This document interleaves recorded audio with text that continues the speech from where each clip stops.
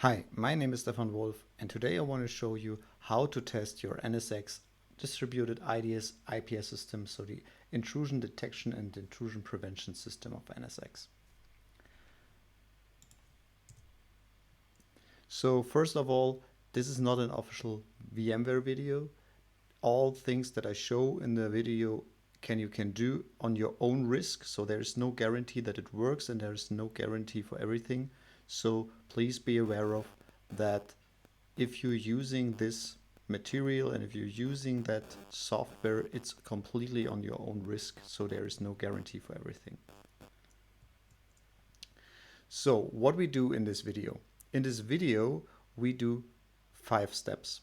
First of all, we show basically how NSX IDS IPS works. The next thing is we will look on the IDSreplay appliance that we need to test the IDS IPS and how it works. The next thing is we look in the steps how to configure it and how to test the NSX IDS IPS. I will show the links where you can find the material, where you can find the software, and in the demo we will go through all the configuration tasks in the practice in our lab.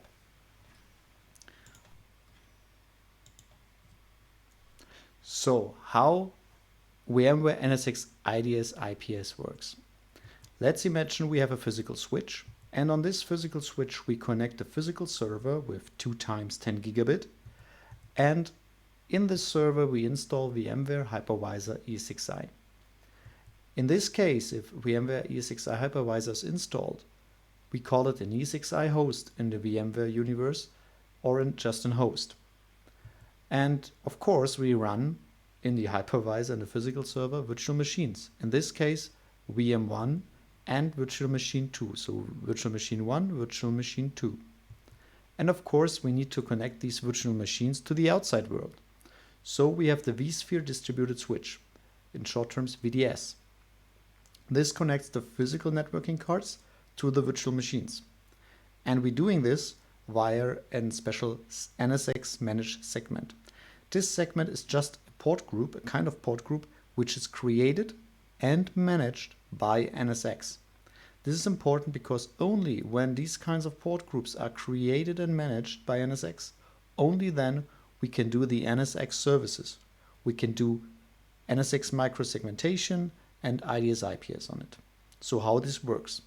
So imagine we have this port group, in this case the port group for VLAN 5. We have virtual ports on it to connect the VMs, and we have the VNICs on the VMs, and we have a virtual cable between it. On this virtual cable we run several NSX services. For example, the NSX distributed firewall and the NSX IDS IPS. These are kernel services that runs on this virtual cable as a kernel service of the hypervisor. It's outside the VM, but inside the hypervisor.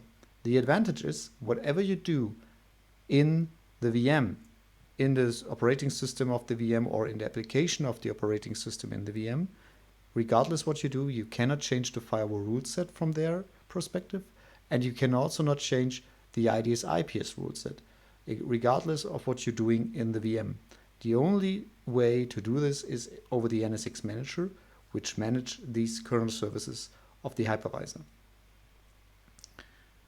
Okay, how the IDS IPS replay appliance works. So this is an open source project developed by Daniel Paul. For sure, it's not a VMware official product, and it's a hobby project of Daniel Paul. You would use it on your own risk, but we cannot guarantee any function on it, but it works pretty well. I tested it several times, and now we show how it works. So let's imagine we have this physical server, the ESXi host, and we have the distributed switch, and we have the physical switch connected on it, and we have the NSX segment. What we do is we will deploy in our lab later on 2 VMs. It's 2 tiny VMs. One VM is the one VM is the source VM and one is the destination VM. On these VMs is a PhotonOS, a tiny Linux installed with a Docker engine and all necessary software. So you don't have to install anything in the appliances. The appliances come with all included software that you need. And we run the Linux system operating system on it, the Docker engine, and on top of the Docker engine in the VM, we run the containers. So how this works. First, we deploy the target VM. The target VM is the web server that we want to attack as a target. And for sure, we run the virtual distributed firewall and the IDS IPS service on this virtual cable on it. Then, if we have deployed this web server, on the web server is running for sure the tiny Linux, on top of it the Docker container, the Docker runtime, and for sure the Docker image for the web server.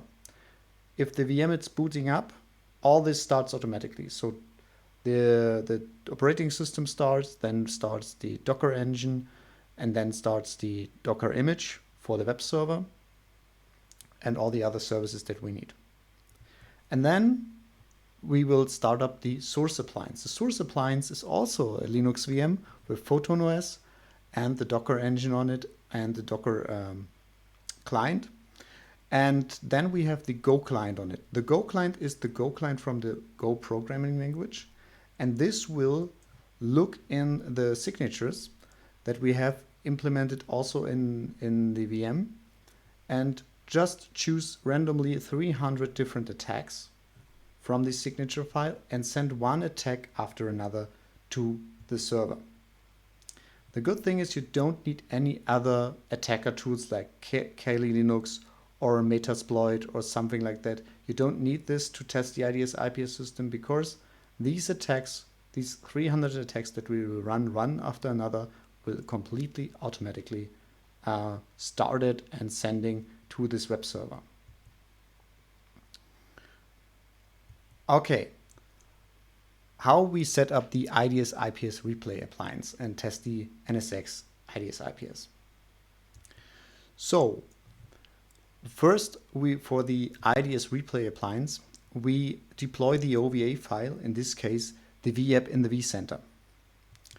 Then, via the wizard, we setting the IP addresses for the source VMs and for the destination VMs, for the source and the target. And then, when the wizard is finished, we let the wizard roll out the appliances and let them powered off for now. Then, when these appliances are created and powered off in the vCenter, we create in NSX a security group and put both VMs in this security group. Then we create a firewall rule in NSX, in the distributed firewall, to make sure that both appliances can communicate. Then we create an IDS profile to make sure that every information, like critical warnings and every level of kind of information, will be alerted. So we create a new IDS profile for it. Then we create an IDS rule that say, okay, from this source group to this destination group that we have created before, from these test groups, will be consider any traffic from the source to this destination with this appropriate IDS profile. And then we enabled IDS IPS on the vSphere cluster in NSX. And when we've done this, then we power on the source and the destination VM. In this case, we power on the VApp, and the boot order will be automatically defined in the VApp. And then we can monitor these IDS IPS events in NSX Manager. We see all these attacks, all these events, and see the attacks in the NSX Manager. And on the local vSphere console, we see the scripts that running to send the attacks over to the target web server.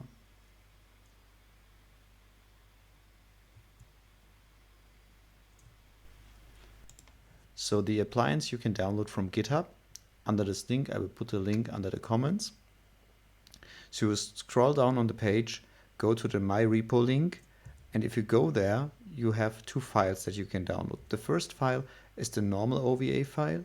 You have to roll out it twice, first as the server VM, and the second time you choose the option to roll out as the client VM, so as the attacker VM. The easier way is to use the VApp. The VApp is you can just roll it one time. You set the IP address for the client and this for the server, and then both VMs will roll out at the same time. You have to just to do it one time. And then you have a complete VApp in your vCenter. We will do this in the demo. So, okay, then now let's jump into the demo. So now we need, first of all, to roll out the appliance. So we click on the cluster and we deploy the OVA. So then we choose the file from our local disk. We use the VApp in this case because then we need to only go one time through the wizard. So, and then we click next. We let the name like it is. Then we choose the cluster. We choose the compute cluster in this case.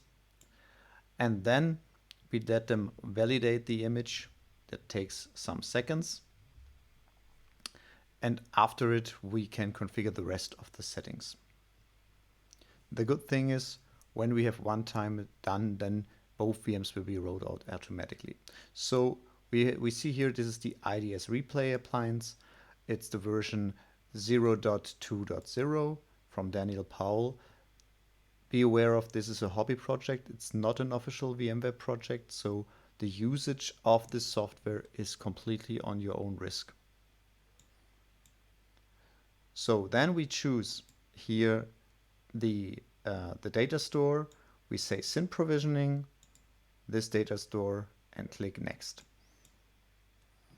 Then we say, okay, we want to go this to the LSWeb port group. Important is it must be an NSX managed port group. So not a standard port group or distributed port group from the vSphere distributed switch. It must be a NSX segment or NSX logical switch. It can be VLAN based and it can be overlay based, but it must be NSX managed, so it must be created and managed by NSX. So then we click next, and so we can configure the rest. So we let the host name for the source, so for the client like it is. We change the IP address to 50.50. You can change the IP address as well completely if you want, as long as they can communicate. Then we have the destination host name and the destination IP address. We change this to 51. And target port, we let the target port like it is, port 80. And we let the subnet mask, in this case, the CIDR notation like it is, so a /24 mask. And we give them a password.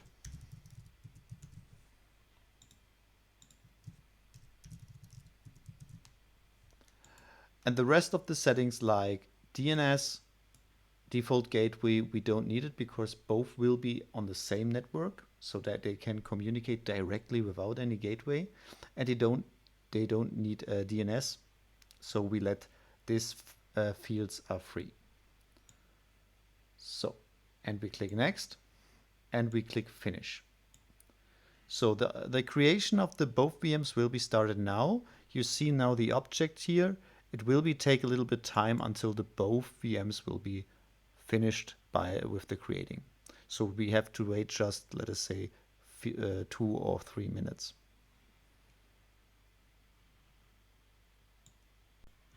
Now the rollout of the appliance is done, and we see now in the vCenter here this VApp with a special icon here.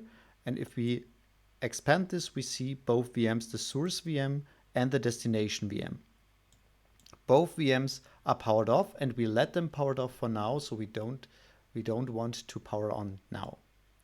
Now we want to go in NSX. And in NSX we have to do some preparation work. The first thing is we need to do is to create a security group. So we go in inventory and we go in group, and then we just add group, and we call the group, for example, IDS -test, and we say, okay, we need to add the set members. So we set the members, go to members and select here the virtual machines. And to find the objects, we just say, okay, we know it's called IDS. Now we find both IDS source appliance, IDS destination appliance, so both are selected, and we click apply. And then we see they have now both members, and we click save. And so now we have the group here, and both VMs are inside.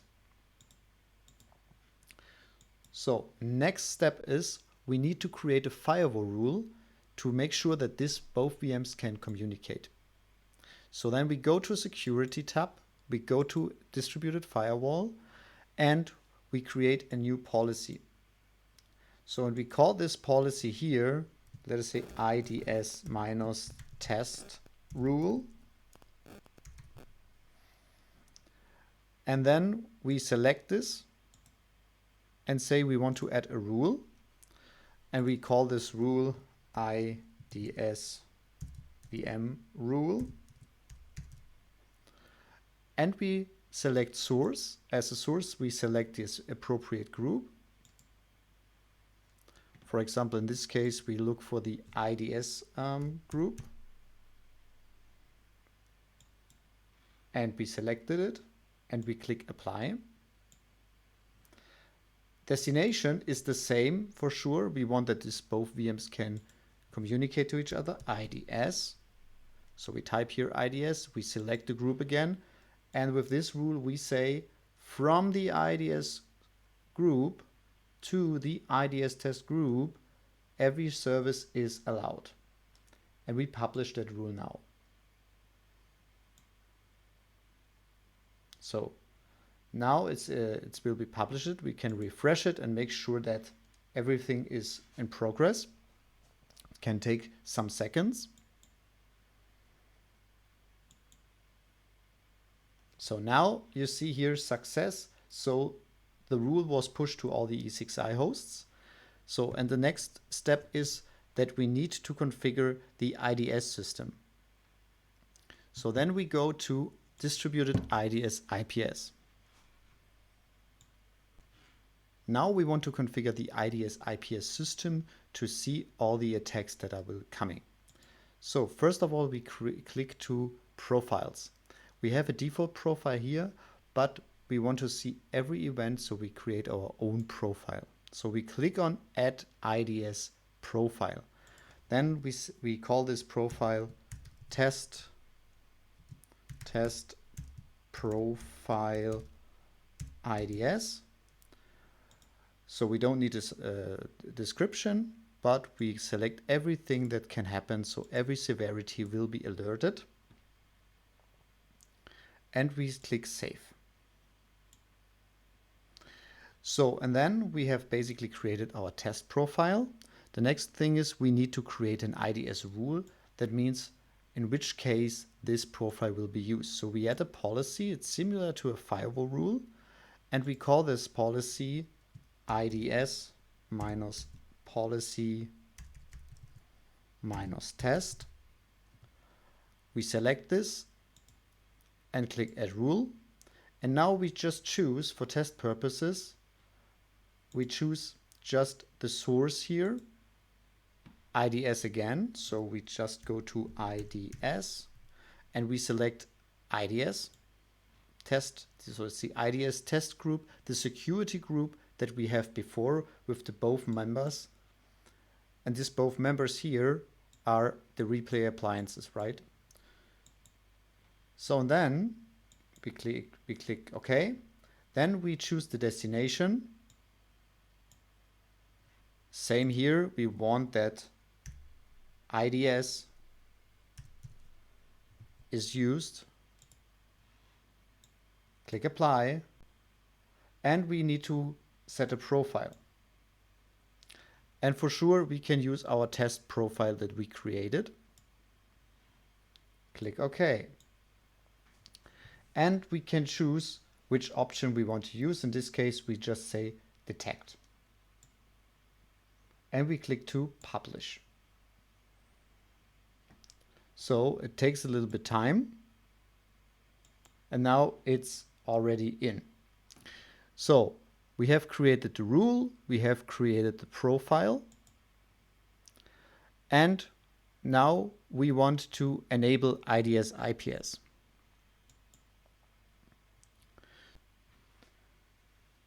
So now we want to enable the IDS IPS service. We can enable it on single host and we can enable it per vSphere cluster. So now we have no single hosts here. So we enable it on both clusters. We have the compute cluster and we have the management cluster. So I click on both clusters to enable, yes, and next cluster, enable, yes. And then now it's enabled. We go in the events. For sure, there are no events there because we only monitor the IDSreplay appliances. And now I will start both appliances. So I go back to vCenter and I go to the appliance and say, okay, power on. And when I power on the V-app, then both appliances will be started. And you see the destination appliances will be start first. And after, let us say, 20 seconds or so, then the source appliance will be started. Why are we doing this in this order? Because the server needs to be ready first, so the VM needs to be boot up. We can see this here on the local console when we go on the VM. And you see now the client appliance will be started 20 seconds or so later. We just go on the local console and we see all the settings that we give them first was configured, network settings, password settings, and now we see the local console of the appliance. And we can do the same on the source appliance. Go there, web appliance. So they will be configured and they should be start their job immediately. And now we see they start to send the traffic over. And they will send the traffic over. They will choose different signatures from their database and try to do it directly to send it over to the web server. The web server will receive that.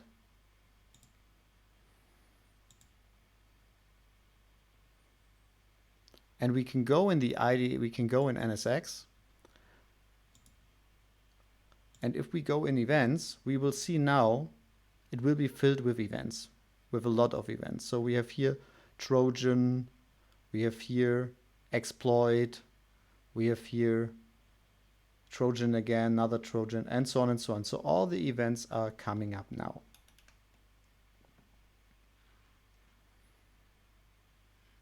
And for sure on the local console, so this is the reason we don't need, in this case, SSH access, but if you want, you can go on via SSH to this appliance. We see they will receive all these requests, and this the source VM, so the client VM, will be sending one attack after another. So to test the IDS IPS system, it's a really, really good option.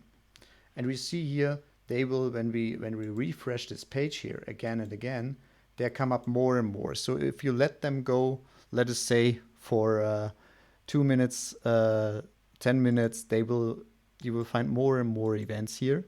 And you see here they're coming more and more. So and you can also see the attacker. This is our .50 IP address. The 51 is the web server. They will receive all these attacks.